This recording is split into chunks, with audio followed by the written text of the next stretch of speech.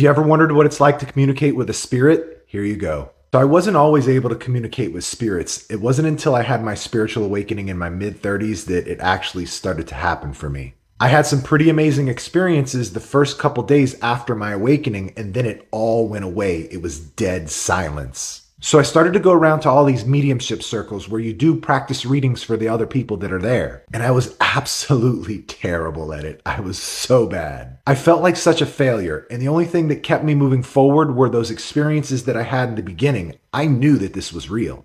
One day at one of the practice circles, I got paired up with this guy and I immediately felt this energy. There was something about him and the energy that was going on around him that felt really different than when I was doing readings for other people. I immediately locked onto this spirit who was this really tall guy, and he presented himself in like this gothic attire, really crazy wild hair, and he was wearing these Doc Marten boots. The spirit told me that he was a childhood friend, but they had a falling out in their early 20s and they lost contact. And the spirit was coming through to let this person know that they felt really bad about what happened and they wanted to apologize. The spirit also had told me this really weird cause of death. I was not expecting it.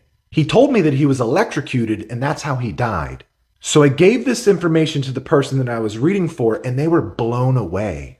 The person that I was reading for said that I described their childhood friend to the T, and he also confirmed that there was this falling out in their mid-20s and they hadn't been in contact for about 20 years or so.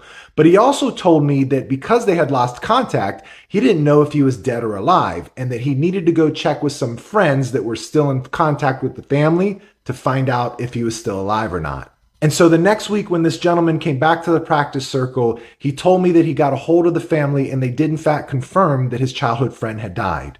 He said that the family had told him there was a bad car accident where a telephone pole fell on top of this childhood friend's car, but he was okay. What happened though is when he went to go get out of the vehicle, he was electrocuted and died. This was a really important experience for me because it was the first time that I had such clarity and validation.